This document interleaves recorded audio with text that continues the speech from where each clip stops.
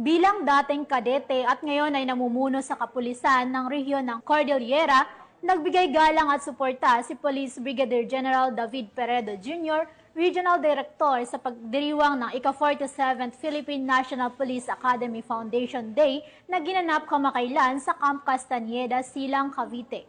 Police Master Sergeant Lenny Valerio sa balita.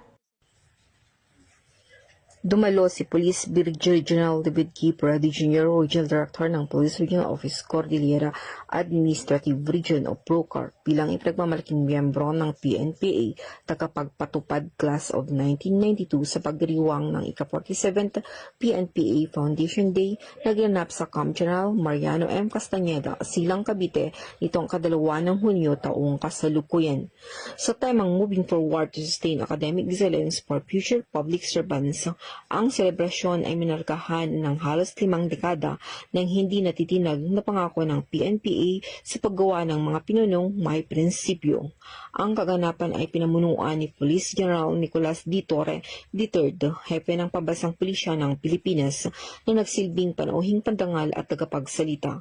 Sa kanyang mensahe ay pinuri niya ang akademya sa dedikasyon nitong ipamalas ang mga pangunahing pagpapahalaga ng integridad, disiplina at pagkamakabayan sa mga opisyal ng Philippine National Police, Bureau of Fire Protection at Bureau of Jail Management and Penology mula nang itatag ito noong 1978. Dumalo rin ang mga opisyal ng Department of Interior and Local Government, PNPA alumni mula sa iba't ibang klase, academy, faculty members, cadet corps at iba pang mga natatanging panauhin.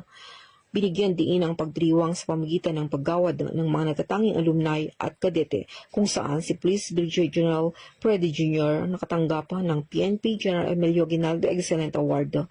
Kinilala ang karangalang ito ang kanyang patuloy na suporta at mga kontribusyon na lubos na nagpapataas sa pagsasanay at kakayahan sa edukasyon ng akademi, lalo na para sa mga maging opisyal ng pulisya.